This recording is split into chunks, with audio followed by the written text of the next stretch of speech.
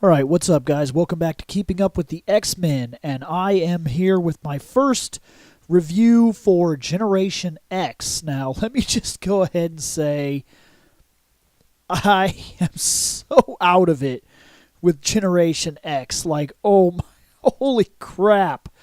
I know very few of these characters, or rather, I know them, but barely. Like, I remember they were around in the Uncanny X-Men or something like that. And I don't mean like the original Uncanny X-Men. I mean like when I think it was the all-new Uncanny X-Men. There was the all-new X-Men, like the all-new Uncanny X-Men. And each of them was a different team. Or, oh man. Anyways, I'm having a lot of trouble remembering almost any of these people. Like this book, this is what it feels like to leave X-Men for like a long time, because I was out of the X-Men for like 6 years, and when I came back, there was a lot that I had to catch up on, and I'm still in the process of catching up, which is actually what inspired this show. Leaving the X-Men and seeing how far they had gone while I was no longer reading it, coming back, just trying to keep up, just trying to figure out where I was again was a nightmare. And it's taken me quite a while to kind of piece it together where I am. And I have the benefit of having read an awful lot of X-Men comics over the years. So, I mean, that's what I'm getting at. When I come into this book, I remember Cyclops having something to do with these kids. I can't remember if he rescued him during the Uncanny era, the all-new Uncanny, or what. I don't remember. Like, some of these kids I kind of remember, and some of these kids I don't, and I have no idea exactly what's going on. And so let's just go ahead and get into this. This is Generation X. This is issue 7, Undercover and On the Run. Now, as far as I can piece together, this is what is going on. And I'm having a rough time piecing everything together, so just bear with me here. As I do these books, I will catch up with what's going on. But here's what's up. These students are at the Kilgore Industries auction. Now, the reason they're here is because evidently there's a canister, and it's in the possession of this brother and sister. Now, this brother and sister are in possession. The reason they want the canister is because the canister has something called like a micro sentinel or something like that. Nano sentinel is what I believe it is. I believe it's the same idea as what we saw Rampage around in X-Men Gold. I'm pretty sure that's what we're looking at here. So anyways, these 3 guys have come to retrieve it. Now, the 3 guys that have come to retrieve it, one of them is a shape changer, but not like Mystique. He can only change himself. He can't change his clothes. And the other guy, his power is like he can touch something and he kind of gets almost like Longshot, but this guy seems to be able to do it with items. There was a Jedi that could do it back in the Clone War comics too, if I remember right. But basically, he can like touch the wall, and if he concentrates hard enough, he can kind of see like memories of the room or something like that. So he can get those kind of impressions. And then the other guy seems to do something. Yeah. The other guy might be psychic. Man. I read this one time through. I'm going to definitely need to read these books, these Generation X books, more times because, wow. But, okay, here's what's going on. This brother and sister are in possession of this Nano Sentinel. And what is going on is that these are made mutants, this brother and sister. They bought their superpowers, or rather their daddy bought them their superpowers. But there's a thing with their superpowers. They have to be able to touch. They have to touch skin to skin in order for their powers to work.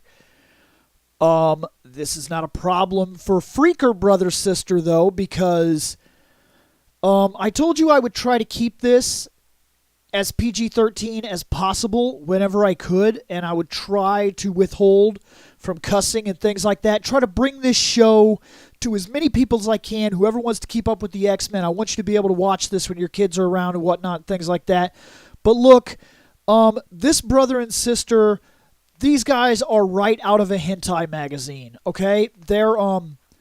They're touchy-feely brother-sisters, okay? So touching each other to do powers, not a big deal. So anyways, these guys have this idea. They're going to go in. The psychic is going to make the guy, the brother, feel like he has to go to the bathroom. When he goes in there, they're going to go in, knock him out, take his clothes. Then the shapeshifter is going to turn into him and go get the vial from the sister. Go get the canister from the sister. And then they're going to get out. That's their idea. In, out, done. Now, when he goes into the bathroom, oh man, okay. The shapeshifter goes into the bathroom and assumes the form of the brother's sister. And this part of the book guarantees us that this brother and sister are into some questionable activity because, wow, like the brother gets really close and he's like giving the shush shush and he like feels on her face and then he figures out that she has like stubble and that makes him, he's like, oh my God, what's going on? And she's like, I forgot to moisturize, or rather, the changeling is like, I forgot to moisturize, and he's like, impossible because you moisturize religiously because we basically moisturize together. And I'm like, oh my God. Okay, so anyways, they blast this dude and take him out. The brother's down, so he assumes the form of the brother, puts on the clothes, and then goes out to convince the sister that he's the brother. He goes out there, he talks with the sister for a while, and while he's keeping the sister occupied, the psychic receives an interference, a blast, because some guy, I don't know this guy either, I'm so out of it with this. This review is going to be rough, guys. I'm very sorry. This guy shows up. Now, this guy orchestrated the information that told them that the canister was here and that it was within the brother and sister's possession. But come to figure out, it's not real. He's playing some sort of weird game with them. He wanted them to come here, and now they're in trouble because he's using this psychic blocker, and this blocker acts like a shock collar to psychics where they can't use their power. So he's no longer connected with Benji. Now, I believe that's the name of the changeling guy. Well, the changeling guy gets busted because the sister and brother have quite the relationship, and she notices quite quickly that that's not her brother's arm, and none of the mannerisms are right, and I guess he's not touchy enough with her, so that's definitely not him. So, oh my gosh. So Benji turns into a baboon. I'm sorry. Benji turns into a baboon and runs away. And this big, giant, crazy riot breaks out. Because as he runs by these two guys, he tells them that he's like, oh, these guys are about to beat up so-and-so's sister, because he runs by, and I believe he takes the form of, now the artwork is a little sketchy here, so I'm not 100% sure, but I think he took the form of Tombstone, and he runs by, and he tells them, hey, he's like, this guy's down there about to beat up Andrea Strucker, because that's who the brother and sister are. They're the Struckers. Now, I know that name, but for some reason, I can't recall exactly what it is. I will have to look it up so that I'm more informed next time. But this crazy riot breaks out, and there's guns firing everywhere and everything like that. And so they now have the canister, but the canister they know is no longer important. So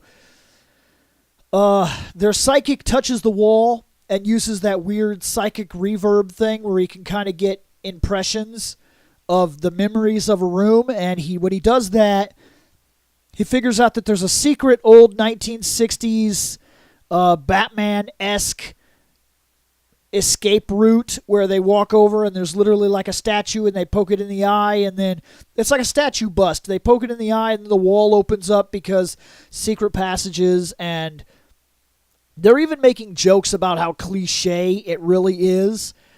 And then we leave that and we go to the Xavier Institution. Now, this is not the Xavier Institution that I grew up with.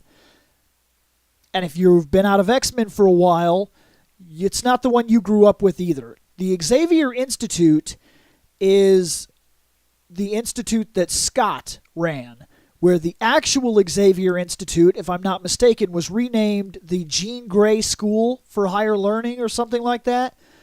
And that is the original building that we know of. I believe this is... Don't quote me on this. As I said, I am in the process of catching myself back up. But anyways, we go to Jubilee. Now, Jubilee...